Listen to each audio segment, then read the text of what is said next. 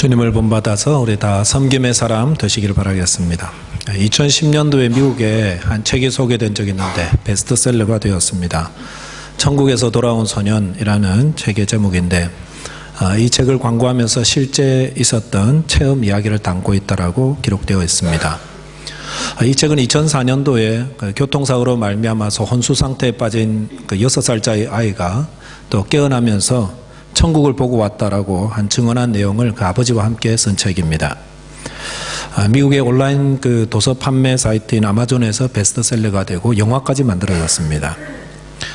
한국에도 번역이 되어가지고 많은 성도들이 읽곤 했었습니다. 근데 이 책의 저자인 알렉스 말라키라는 이 사람이 5년 후에 자신이 거짓말을 했노라고 고백하였습니다. 자기는 천국을 본 적도 없고 또 성경을 읽어본 적도 없고, 그래서 왜 거짓말했느냐 물어보니까 자기가 천국 갔다 왔다고 하면은 사람들에게 관심을 받을까봐 그랬다라고 하였습니다. 한 어린아이의 거짓말에 미국과 한국의 수많은 사람들이 농락을 당했습니다. 그런데 이게 처음 있는 일은 아니지요. 요즘도 기독교 서점에 가시면은 천국을 다녀왔다는 여러 종류의 간증집들이 있습니다. 아마 30-40년 전에 여러분 내가 본 천국이라는 펄시 콜슨의 책을 아마 당시 기독교인들은 아마 거의 다 읽었지 않았나 생각합니다. 그 역시 거짓말이라는 사실을 아는 사람들은 별로 없습니다. 스데벤 폴이라는 사람이 지은 책도 있습니다. 그 사람은 천국은 사랑하는 사람들이 간다 이렇게 해서 사랑에 대한 증거를 많이 하고 있습니다. 그래서 구원은 곧 행위로 얻는 거라고 이렇게 구원을 행위 구원으로 가르치고 있습니다. 이것만 아니라요, 다음부터 앞으로도 계속 이런 사람들이 있을 겁니다. 제가 천국에 다녀왔다고 하면은 많은 사람들이 그 말에 휘둘립니다. 우리가 천국에 갔다 왔다는 말만 하면은 정신 못 차리죠. 아마 제가 어젯밤에 천국을 보고 왔습니다. 제가 주님이 인도하심을 받아서 다 보고 왔습니다. 그러면 아마 점심시간에 저한테 기도받으려 많이들 오실 거예요. 아마. 그런 식이에요, 저희가. 우리는 왜 천국 다녀왔다는 이야기만 들으면 열광하고 정신을 못 차리는 거죠? 아마 그것은 우리가 갈 곳을 미리 보여줘서라기보다는 신학자들은 이렇게 말합니다. 성경에 대한 불신이 이런 결과를 낳는다라고 말씀하십니다. 성경에 대한 불신앙. 우리 기독교 신앙은 성경에 대한 신앙, 믿음부터 시작되는데 마귀는 성경은 믿을 게 못 된다. 그리고 성경은 오류가 많다. 그래서 믿음을 어디서 자꾸 근거를 서포트를 받으려고 그러면은 이런 거, 천국 보고 왔다는 사람들의 말, 이런 거 가지고 자꾸 믿음을 세워나가려 한다는 것입니다. 그래서 성경을 믿지 않는 사람일수록 천국 다녀왔다는 간증에 훨씬 더 많이 열광합니다. 그래서 이런 지적들은 우리가 좀 새겨들 필요가 있습니다. 하나님께서 이미 성경을 통해서 저와 여러분들이 필요한 모든 것들을 다 가르쳐 주셨어요. 성경은 모든 걸 가르쳐주는 책은 아닙니다. 그러나 우리가 주님을 알아가고 구원의 길을 갈 때 꼭 필요한 것들은 모두 다 포함되어 있습니다. 그러니까 성경을 믿지 않으면은 자꾸 이런 거짓말들의 마음이 뺏기게 되는 거예요. 이건 저와 여러분들의 이야기만 하는 게 아니라 2000년 기독교 역사에서 계속해서 일어나는 일들이고 앞으로도 계속 일어날 일들이에요. 그래서 오늘 말씀을 통해서 예수님의 재림을 기다리는 백성들이 흔들리지 말자, 바른 신앙을 해가자, 그런 의미로 오늘 우리 말씀을 주고 계십니다. 그래서 오늘 본문을 통해서 저와 여러분 성도들에게 주시는 새 하늘과 새 땅에 대한 바른 가르침을 저희들이 말씀을 통해서 좀 바라보고 또 정말로 우리가 새 하늘과 새 땅을 기다리고 사모하는 그런 신앙인이 되어야겠다라는 그런 말씀들 함께 나누도록 하겠습니다. 첫째로 묵상할 말씀은 우리가 천국에 대한 시간의 개념을 좀 새롭게 할 필요가 있습니다. 천국에 대한 시간의 개념. 천국에 대한 이야기하면은 사람들은 꼭 두 가지를 문제 삼는데, 첫째는 시간에 대한 것과 그 다음 장소에 대한 것입니다. 그래서 늘 천국 이야기하면은 천국 얼마나 남았나, 천국 올 때가 얼마나 남았나, 천국이 언제 이루어지나, 이런 이야기를 자꾸 하죠. 그리고 또 천국은 어떤 곳인가, 좀 전에 말씀드린 것처럼 천국 다녀온 이야기, 천국은 이랬다더라, 나비가 날아다닌다더라. 나비 싫어하는 사람도 많아요, 여러분. 그런 이야기들을 막 하잖아요. 그래서 먼저 시간에 대한 것들을 좀 살펴보도록 하겠습니다. 오늘 8절 말씀 함께 읽도록 하겠습니다. 보여주시죠. 8절 말씀 함께 읽습니다. 시작. 사랑하는 자들아, 주께는 하루가 천년 같고 천년이 하루 같다는 이 한 가지를 잊지 말라. 성도 여러분, 꼭 잊지 말아라고 가르쳤죠. 뭘요? 주님께는 천년이 하루 같고 하루가 천년 같다. 누구에게? 주님께는. 누구의 시각으로 지금 시간 보라고 하십니까? 주님이 어떻게 시간을 보시는지를 보라고 말씀하고 있습니다. 주님은 어떻게 시간을 보십니까? 천년을 하루같이 보시고 하루를 천년같이 보십니다. 왜 이런 말씀들을 하시느냐 하면은 당시에 예수님의 재림을 기다리던 성도들 가운데는 주님 왜 이렇게 늦게 오시나? 곧 오신다고 해놓고 올라가신 분이 왜 이렇게 안 오시나? 지금 10년, 20년 지났는데 왜 안 오시는가? 조급해하고 답답해하는 사람들이 있었다라는 것입니다. 그래서 본문 9절에 보시면은 주의 약속은 어떤 이들이 더디다고 생각하는 것 같이 더딘 게 아니다라고 말씀하고 있습니다. 왜 주님이 더디 오신다고 생각하지요? 왜 그렇죠? 그것은 새하늘과 새 땅에 대한 시간 개념을 자기 식대로 생각하기 때문이라는 것입니다.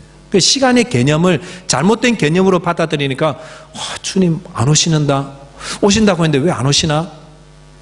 더디하면서 조급해하면서 그렇게 보는 겁니다. 여러분, 저와 여러분 어릴 때 소풍 가는 날 앞두고 얼마나 시간 보내는 게 힘들으셨어요. 정말 시간 안 가요. 내일 소풍 간다 그러면은요, 학교 갔다 와서 아침이 되기까지 너무 길게 느껴지는 거예요. 애가 왜 밤에 잠을 자다가 깨고 그래요? 너무 기다리는 게 잘 안 되니까요. 한 시간이 정말 천년처럼 느껴지는 겁니다. 정말 기다리는 게 어려웠습니다. 근데 어른이 되면은 이런 기다림들을 좀 잘 받아들이게 됩니다. 왜냐하면은 시간에 대한 생각이 많이 발전됐기 때문이죠. 그래서 오래 사신 분들은 그러잖아요. 이것도 다 지나가리라. 이것도 다 지나가리라. 그러면 어려울 때든지 뭐 좋은 일이든지 담담하게 이제 잘 받아들일 훈련이 되는 거예요. 그래서 이런 깨달음을 통해서 아이 때 답답했던 것들을 이제는 잘 극복하고 잘 이겨나가게 되는 것입니다. 주님 오시는 것도 마찬가지예요. 주님 오시는 거 기다릴 때도 본문에 보시면 베드로 사도가 뭘 이야기하냐면은 주님의 오심을 기다리는 사람들이 답답해하는 성도들이 있는데 왜 그렇게 생각합니까? 자신의 시간 개념으로 자꾸 보니까. 그래서 그 시간 개념을 바르게 보라는 겁니다. 주님의 시간 개념으로 보면은 답답한 거 아니다, 이거는. 어떤 것이 주님의 시간 개념입니까? 저와 여러분들이 그 시간 개념을 가지고 새하늘과 새 땅에 대한 시간을 우리가 바라보고 기다릴 수 있어야 됩니다. 어떤 게 주님의 시간 개념입니까? 천년이 하루 같고 하루가 천년같이 보는 게 그게 주님의 시간 개념입니다. 어떤 걸 말하죠? 주님은 뭘 천년을 하루같이 하루를 천년같이 봅니까? 시편 90편 시편에 보면은 이런 말씀, 우리 장례식 때 많이 인용하는 말씀입니다. 우리의 연수가 70이요 강건하면 80이라도 그 연수의 자랑은 수고와 슬픔뿐이요 신속기간이 우리가 날아가나이다. 시간에 대한 말씀을 하고 계십니다. 이 말씀 보면은 시간 가지고 오래 사는 거 가지고 자랑하는 걸 이야기하고 계세요. 70 사신 분들, 지금은 뭐 큰 그런 건 아니지만요, 과거에 고대시대 70은 정말 장수하신 거예요. 80을 사셨어요. 그러면 이제 70 산 사람들처럼 보다 더 자랑스러운 거예요. 내가 80을 살았다. 우리가 70이요 강건하면 80인데 근데 그것도 사실 자랑할 게 못 됩니다. 왜? 오래 산 게 뭘 자랑하겠어요? 다 수고한 자랑, 슬픔 자랑이 슬픔 자랑. 근데 이런 글을 누가 쓸 수가 있습니까? 뭐 갓 20살 된 사람, 뭐 30살 된 사람이 쓸 수는 없습니다. 시편 90편은 모세가 저자입니다. 모세가 몇 살쯤 되어서 이 글 썼을까요? 80은 넘었겠죠? 근데 80세에 이스라엘 백성들 구원하러 출애굽 데려갔다가 그 바쁜 데 썼을 리는 없을 것 같아요. 아마 40년 동안 광야 생활 다 보내고 120살쯤 되었을 때에 자신의 삶을 돌아보고 그러면 광야 생활하면서 많은 사람들이 죽었을 거 아니겠습니까? 그랬을 때 난 그래도 70 살았어요. 감사해요. 뭐 그러고 80이야 나는 뭐 이러면서 이런 사람들이 있을 건데 그런 많은 사람들이 죽는 거 보면서 시간에 대한 개념을 어떻게 바라봅니까? 주님의 관점으로 자꾸 보게 되는 겁니다. 그래서 80 살아도 그 80이 날아가는 시간이에요. 날아가는 시간. 그런 표현을 많이 쓰죠. 뭐 시속 50살은 50km로 가는 거고 60살은 60km로 가는 거고 80살은 80km로 시간이 간다 그러지 않았습니까? 그 120살을 살았으니 얼마나 빠르겠어요. 120살 살았으니까 그건 뭐 날아가는 것 같다라는 것입니다. 저와 여러분들의 살아가는 삶이 이렇다는 것입니다. 오래 산 사람들의 시간에 보는 것과 30년 살고 40년 사는 사람들의 시간을 보는 것은 확실히 다릅니다. 30년, 40년 사신 분들은 와, 많이 살았다, 뭐 그렇게 생각할 수도 있을 거예요. 그리고 앞으로 얼마나 더 살까, 뭐 그런 생각 별로 안 하실 거예요. 나는 영원히 살 것 같은 그런 생각 하시니까. 근데 80살쯤 되시면은 정말 후딱 지나갔네? 언제 그렇게 시간 많이 지나갔나? 그런 생각 하시지 않습니까? 근데 120살을 산 사람이 그렇게 이야기한다면은 200살, 300살, 1000년 산 사람은 뭐라고 말하겠습니까? 1000년이 하루 같다. 하루가 1000년 같다. 영원한 관점, 영원한 시간은 영원한 것이다. 그 안에서 70년을 살든 80년을 살든 큰 차이가 없습니다. 우리가 비행기 타고 높은 곳에 올라가면은 2차선 도로든 3차선 도로든 그게 무슨 차이가 있어요? 4차선 도로든 다 똑같죠. 그러니까 영혼의 관점으로 본다면은 70을 살았든 80을 살았든 큰 차이가 없고 자랑할 것도 없고 라는 것입니다. 결혼식이 있어서 어떤 그 호주 교회 방문한 적이 있었는데 참 재밌는 걸 보았어요.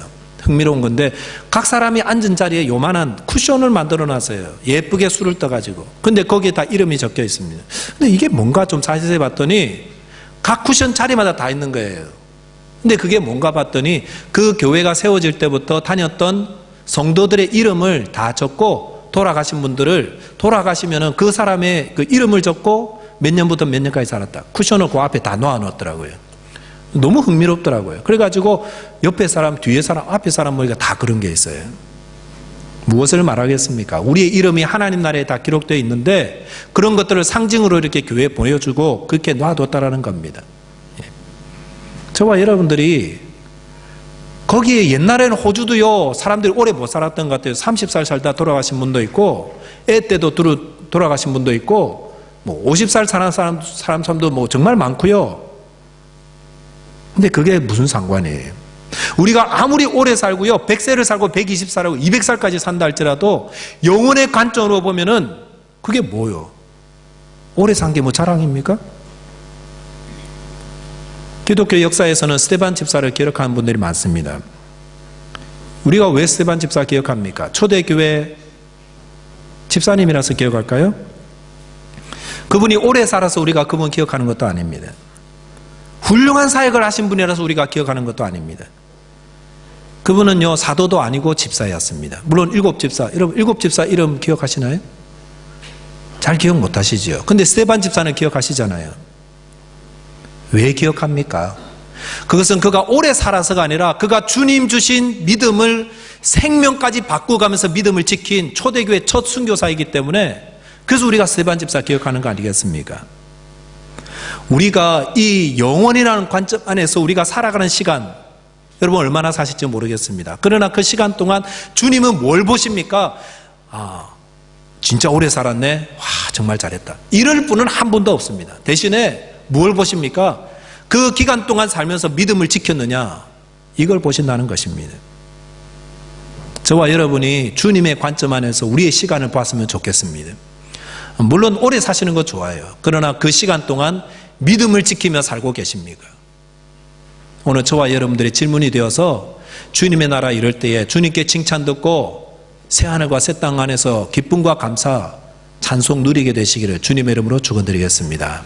두 번째는 천국에 대한, 새하늘과 새 땅에 대한 장소에 대한 개념입니다. 새로운 개념을 가지셔야 돼요. 본문 13절 말씀 함께 읽겠습니다. 13절 시작.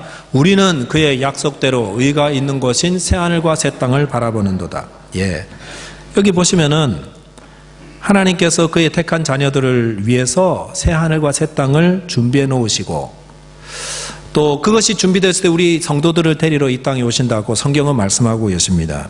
그런데 새하늘과 새 땅은 어떤 곳일까요?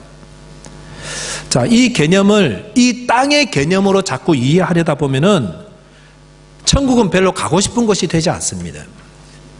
요즘 얼마나 살기 좋아서요. 뭐 스마트폰에 뭐 드론도 뭐 타고 날아다닐 수도 있다고 그러고 한국 가는 비행기표도 많이 싸졌어요, 여러분.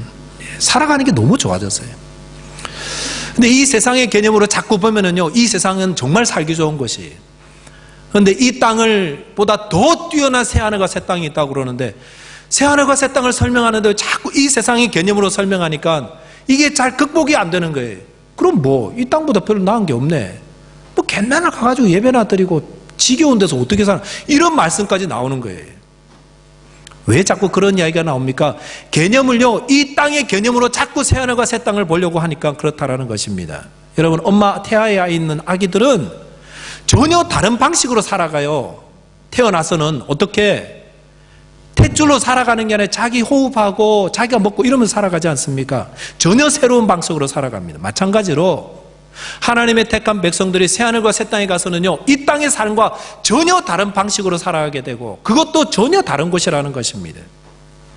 요한계시록 21장 10절에 보면, 1절에 보면은 또 새하늘과 새 땅, 내가 새하늘과 새 땅을 보니 처음 하늘과 처음 땅이 없어졌고 바다도 다시 있지 않더라 라는 말씀이 있습니다. 처음 하늘과 처음 땅이 뭡니까? 저와 여러분들이 살고 있는 이 땅이죠. 처음에 하나님 지으신 하늘, 처음 지으신 땅. 우리는 이 땅 가운데 살고 있는 거예요. 그 처음 하늘과 처음 땅에 살고 있는 거예요. 근데 그게 다 사라져 버렸어요. 바다도 있잖아요. 해도 없고 하늘도 없고 땅도 없는데 어떻게 살아갈 수 있죠? 우리 개념으로는 이해가 할 수 없습니다. 이해할 수가 없는 거예요. 그래서 이런 것들을 염두에 두고 새하늘과 새 땅 바라보면은 자꾸 오류가 나는 겁니다. 자꾸 다른 생각이 드는 것입니다. 그래서 하나님의 나라는 어떻게? 새로운 관점과 개념으로 바라보셔야 됩니다. 예수님께서 예수님이 이 땅에 계실 때 사두개인이라는 사람들에게 공격을 받은 적이 있어요. 그들은 사두개인들은 부활을 믿지 않는 사람입니다. 그러니까 이 땅이 전부라고 말하는 사람들이지요. 그래서 자기들은 부활을 믿지 않는데 부활을 믿는 사람들을 공격하기 위해서 만든 스토리가 하나 있어요. 그 스토리가 뭐냐면은 한 여자와 7명의 남자들 이야기예요. 한 여자가 7명의 남자들과 결혼을 해서 여자도 죽고 남자도 다 죽었는데, 정말 누구는 당신들 말대로 부활이 있다고 그러면은 부활 후에 이 여자가 누구 남편이 누구 아내로 살아가느냐 이렇게 물었다라는 겁니다. 여러분 어떻게 생각하세요? 누구 아내가 돼야 되죠? 7명하고 같이 살아야 되나요? 그건 아니잖아요. 그랬을 때 주님께서 뭐라고 말씀하십니까? 너희가 성경도 모르고 하나님의 능력도 모르니까 오해하였도다. 부활 때는 장가도 아니 가고 시집도 아니 가고 하늘에 있는 천사들과 같다라고 말씀하셨습니다. 그 내용에 대해서는 다음에 한번 기회가 있으면 또 말씀드리고요. 무엇을 이야기하는 겁니까? 성경 모르면은 하나님 나라에 살아가는 것을 이 땅의 개념으로 자꾸 이해하려다 보니까 자꾸 엉뚱한 소리가 나온다는 것입니다. 여러분은 천국을 어떻게 이해하고 계십니까? 성경을 모르고 성경을 믿지 않는 사람들은 자꾸 어린아이 같은 이야기만 하는 거예요. 그리고 6살짜리 아이가 하는 그런 거짓말에도 분별력을 상실해가지고 그런 질문들 막 던지면 갈팡질팡하고 막 그런가, 뭐 천국은 막 뭐가 어떻다더라, 지옥은 어떻다더라. 성경은 하나님 나라에 대한 지식을 분명하게 가르쳐 주고 계십니다. 특별히 누가 제일 잘 가르쳐 주십니까? 천국에 계시다가 오신 예수님이 우리에게 천국에 대한 말씀들을 하시는데요. 뭐라고 말씀하시죠? 새하늘과 새 땅에 대해서 말씀하시는 예수님이 뭐라고 말씀하십니까? 다 비유로 말씀하셨어요. 비유로. 천국은 뭐 다이아몬드가 깔려 있고 뭐 분수가 있고 이런 말씀이 안 했었습니다. 마태복음 13장 보면은 하나님 나라에 대한 비유의 말씀을 많이 하셨는데 그 중에 하나가 뭡니까?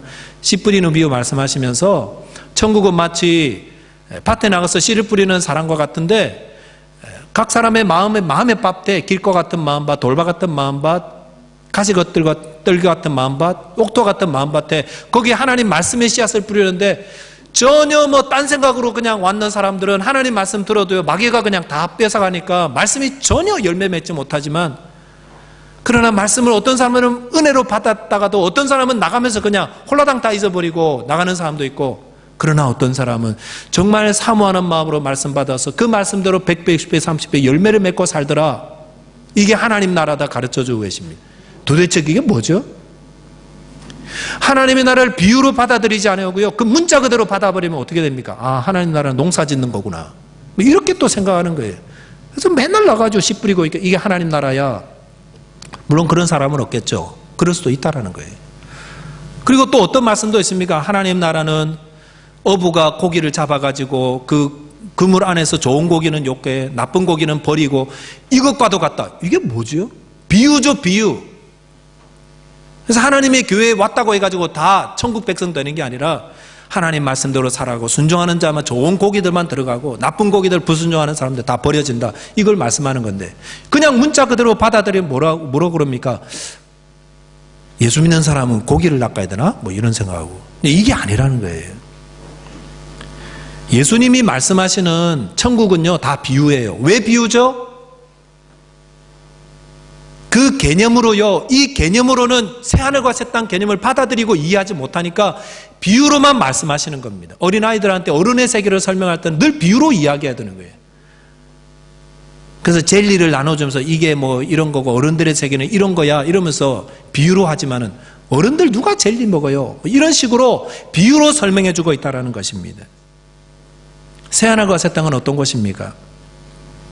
우리의 생각과 우리의 이해와 우리의 경험으로 이해할 수 있는 것이 아니다라는 것을 꼭 기억하시기 바랍니다. 요즘은 과학기술이 훨씬 많이 발달해가지고 과거에 하지 못한 많은 일들을 하고 계십니다. 특별히 얼마 전에 보니까 어떤 동영상을 보니까 특정한 색을 보지 못하는 분, 아마 빨간색을 보지 못하는 것 같아요.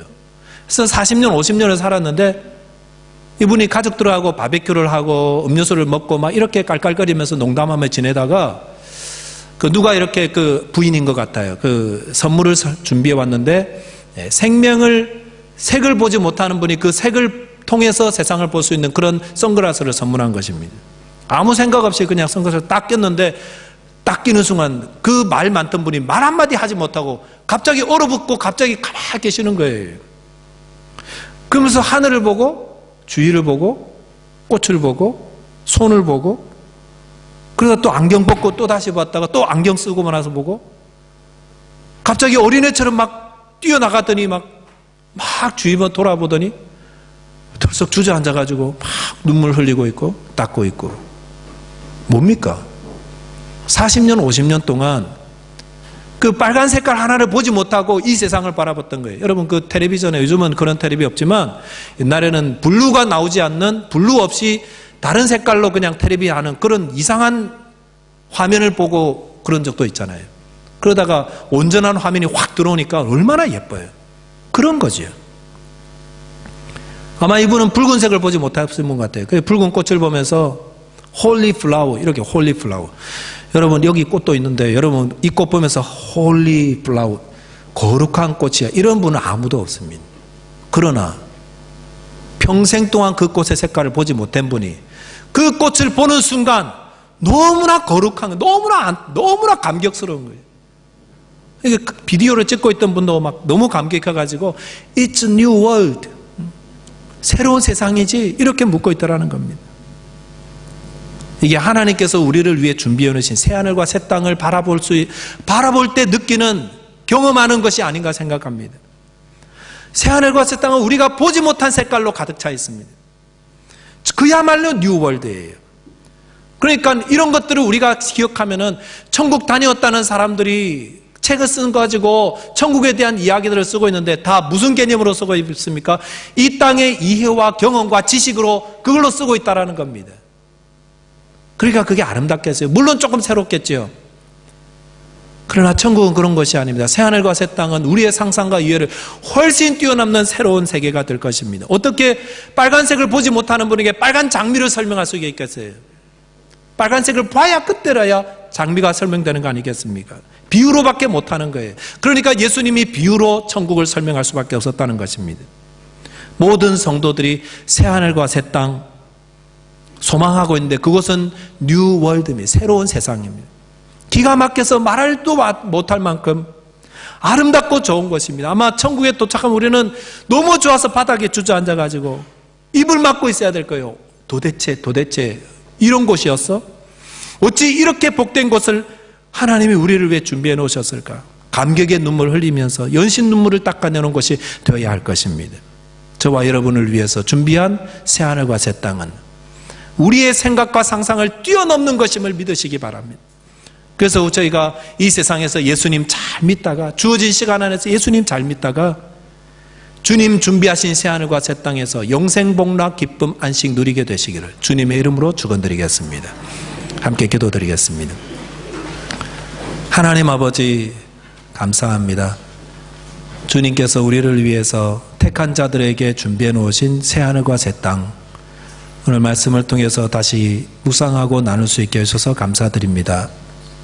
이 땅의 것들을 다 잊어버릴 만큼, 우리가 그 땅에서 모든 위로와 소망을 가지고 살아갈 수 있을 만큼 너무나도 좋고 아름답다고 말씀은 하시지만 주님 비유를 통해서 말씀하신 것을 분명한 믿음을 가지고 붙잡고 주님 오실 때까지 끝까지 믿음 지키다가 주님께 칭찬 듣고 주님 안에서 함께 기뻐하며 감사하며 감격하며 즐거워하며 눈물 흘리며 영원한 평강과 생명 누릴 수 있는 택한 주님의 백성들 다 되게 하여 주옵소서.